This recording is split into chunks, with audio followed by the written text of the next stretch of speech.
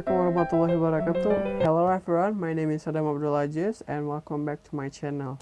So this video I would like to present a presentation video about the linguistic aspect of interlanguage.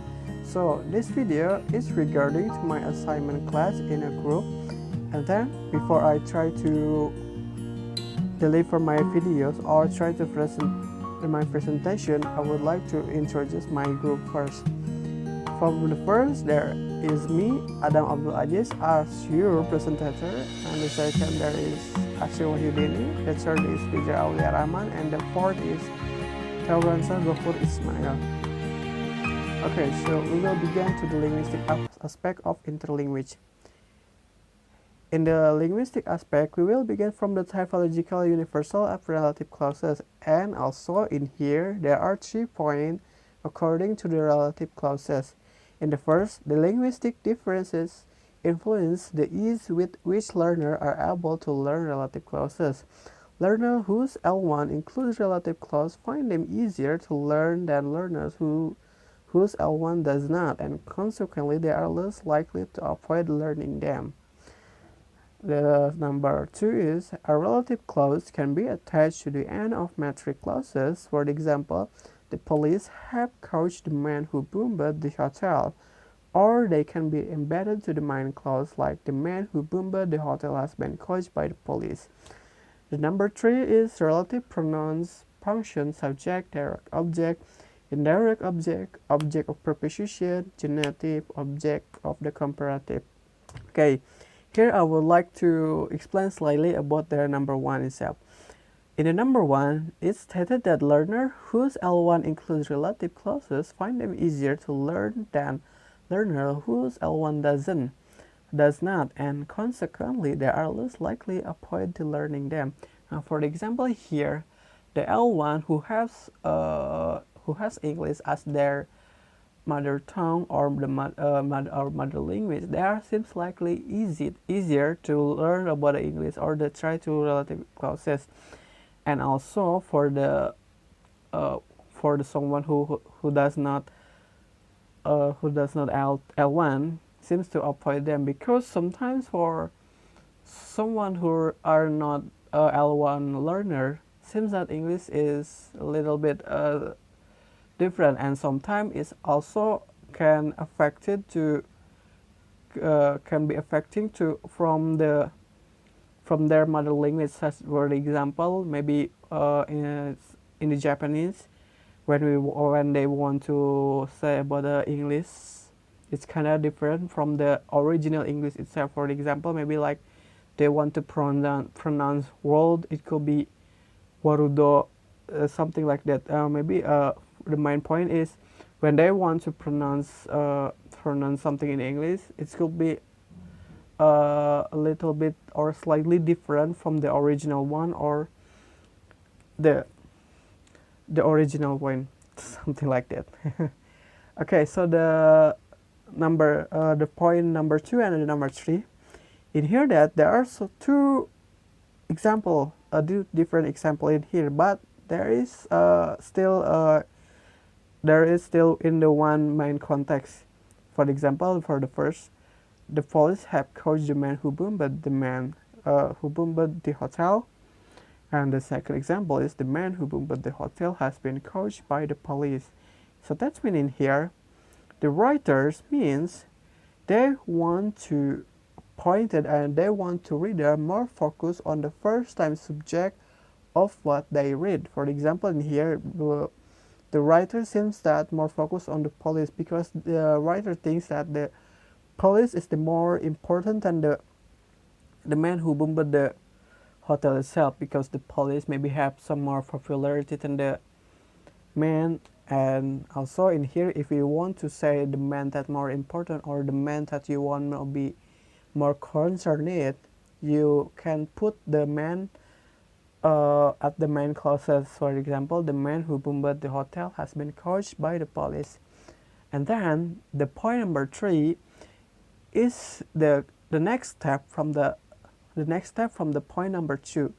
If you want to say, or you want to say something with different concern, you can make it as a relative pronoun, you can use it the relative pronoun function here. For example, such as subject, direct object, indirect object, object of preposition, genitive, object of comparative.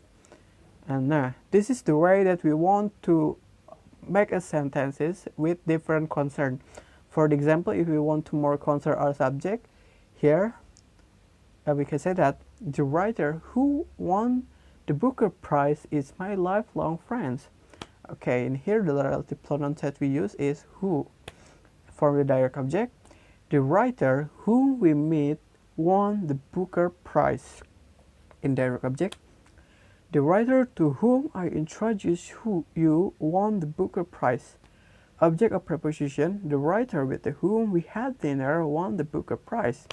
In the genitive, the writer whose wife we met won the Booker Prize. Object of comparative, the writer who I have written more books than has won the Booker Prize.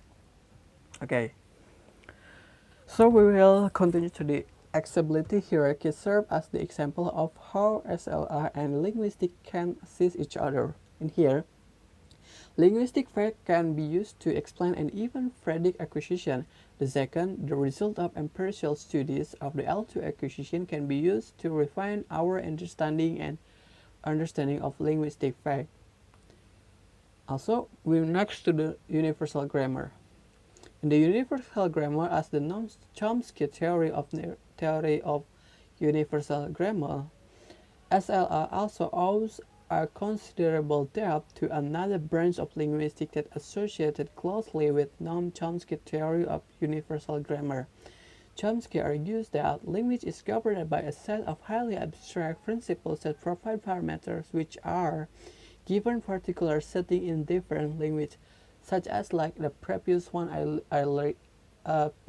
I said in the number 1 point from the typological grammar. For example, in here, English compared to the Japanese, only local binding and local distance binding.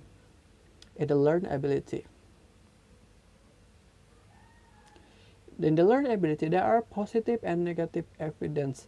In the positive evidence, it provides information only about what is grammatical in the language because the learners can never be sure they will not hear a sentence where the adverb is between the verb and direct object.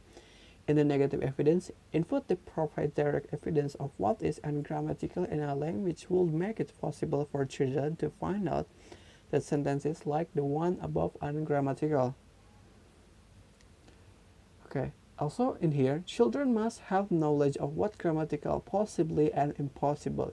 This knowledge, which earlier formation of the theory was referred to as language acquisition device, is what comprises uji. The critical period of hypothesis. The critical period of hypothesis states that there is a period during which language acquisition is easy and complete, and beyond which is typically incomplete. The hypothesis was grounded in research which showed that people who lost their linguistic capabilities, for example, as a result of an accident, were able to regain them totally before puberty but were unable to do so afterward. In the access of UG, in here, for number 1, complete access, full target language competence is possible and that there is no such a thing as a critical period. Number 2, no access in L1 and L2 acquisition are fundamentally different. Adult L2 learner will normally not be able to achieve full competence and their interlanguage may manifest impossible rules. Number 3, partial access. L2 acquisition is partly regulated by the UG and partly by general learning strategies. And the number 4, dual access. Adult L2 learner make use of both UG and general strategies. Okay, we continue to the markedness. In here, the markedness, the uncertainty regarding contributions of linguistic theory of the study of L2 acquisition is also evident in another area of inquiry, or the study of the markedness. A number of hypotheses relating to the markedness have been examined in SLR. Number 1, The learners acquire a less marked structure before more marked ones. 2. The degree of markedness correlates with the order of acquisitions. In the cognitive and linguistic explanation, the typological study of language affords to the interesting prediction about what learner will acquire piece and what they will transfer from their L1 in the linguistic universal and markedness. In here, there is a direct object and indirect object, a direct effect and indirect effect. Also in here, whether the L2 acquisition is to be explained in the term of distinct and innate language faculty or in the term of general cognitive abilities. There is no consensus on this issue. It should be noted, however, that UG does not claim to account for the whole of a language or even the whole of grammar of a language. As such, it allows for modularity of existence of different components of language that are learned in different ways, some through UG and others with the assistance of general cognitive abilities. Okay, I think that's all. Thank you very much for watching, and I hope you guys can understand what I say. I'm really sorry for any mistake, and I'm really sorry for any bad attitude or maybe bad providing for my presentation. After all, thank you so much for watching, and see you guys on the next video.